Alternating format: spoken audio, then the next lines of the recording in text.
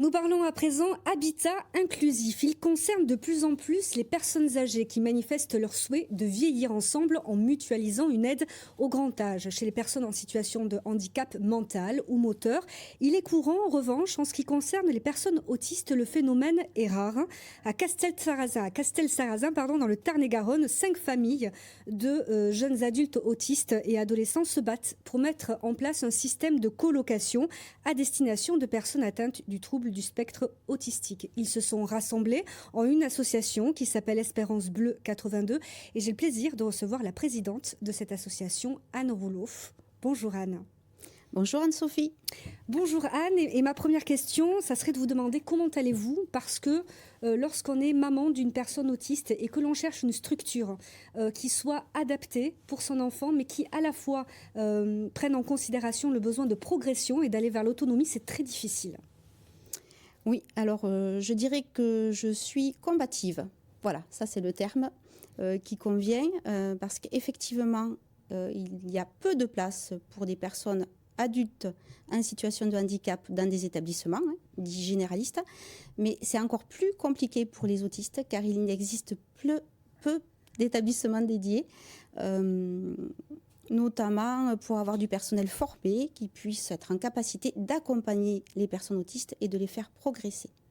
Alors, face à cette pénurie de structures adaptées, eh bien vous avez décidé, il y a 2 ans, avec votre association, de mettre en place un habitat inclusif pour les personnes autistes. Voilà, ça n'existe pas, mais vous vous êtes dit, très bien, ça n'existe pas, mais moi je vais le faire. Est-ce que vous nous expliquez en quoi ça consiste ? Alors, il s'agit d'une résidence partagée. Le projet, ce serait de regrouper 6 appartements T2 autour d'une pièce de vie collective et que ces personnes, ces jeunes adultes autistes puissent avoir leurs propres entrées dans leur appartement et si jamais ils n'ont pas suffisamment d'autonomie, qu'ils puissent bénéficier d'entrées par la pièce collective. Ça leur permet d'être accompagnés, mais vraiment en fonction des besoins. Alors accompagnés parce qu'il y a une assistance aussi qui sera présente, qui est là, qui est considérée. Une autonomie, mais une assistance. Voilà. EduxP. Pas forcément.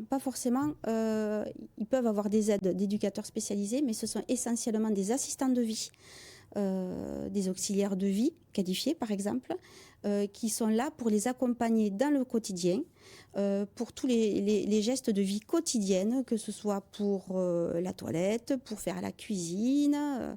Donc c'est vraiment faire avec eux, pas à la place d'eux. On les accompagne. D'ailleurs, le slogan de votre association, c'est « Un chez soi, mais pas tout seul ». Donc c'est vraiment l'indépendance, mais une indépendance aidante, assistée. Enfin, pas, non, assistée, c'est pas le terme. Bienveillante. Alors, dans ce projet, il y a aussi autre chose de très intéressant. Il y a la considération de l'insertion de ces personnes autistes dans la vie locale. Comment ? Alors, nous montons en parallèle du projet d'habitat partagé un projet qui s'appelle Happy Autisme et nous souhaitons utiliser l'apiculture pour sensibiliser les jeunes autistes à l'agroécologie, mais profiter de ce projet d'agroécologie pour sensibiliser la population à l'autisme. C'est-à-dire que concrètement, expliquez-nous concrètement comment ça va se passer. Alors, ils vont devenir apiculteurs. Donc nous sommes en train de signer une convention avec un apiculteur professionnel qui va les accompagner. Nous avons trouvé les terrains pour installer les ruches et les jeunes vont effectuer toutes les étapes du début de la mise en place du rucher jusqu'à l'élaboration et la mise en pot du miel, en fonction de leur capacité, bien sûr. Certains jeunes pourront faire certains ateliers et encore d'autres différents. Mais le but, c'est vraiment qu'ils soient du début jusqu'à la fin de la chaîne et qu'après, ils puissent aller vendre leur pot de miel, leurs bougies à la cire d'abeille, leurs bonbons au miel, leur pain d'épices, lors de marché, pour faire connaître l'association, l'autisme. Et ça leur fait également de l'inclusion au niveau donc, de la société, mais aussi au niveau du travail.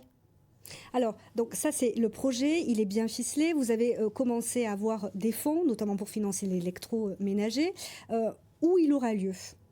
Alors, le projet se situe sur le bassin de Moissac. Nous sommes d'ailleurs à la recherche d'un terrain. Allez-y, Donc, allez-y. proche des commerces, voilà. On souhaiterait avoir un terrain de 5000 m² à peu près pour construire la résidence d'habitat partagé et pour pouvoir installer aussi, si possible, un jardin partagé pour être en lien avec les habitants du quartier et pourquoi pas créer une mini-ferme et une petite serre. D'accord. Alors, comment on peut vous contacter ? Alors, vous pouvez nous contacter par le biais du site internet www.espérancebleu82.com ou me contacter directement au 06 58 17 60 95. Très bien. Et votre adresse mail aussi, espérancebleu82@gmail.com, qui s'affiche en bas de l'écran. Vous en êtes où au niveau de la récolte des fonds financièrement ? Alors, nous en sommes tout juste au début pour la construction de l'habitat partagé. Donc, j'en profite pour faire un appel aux dons si parmi vous, des personnes souhaitent apporter un soutien financier à un projet innovant.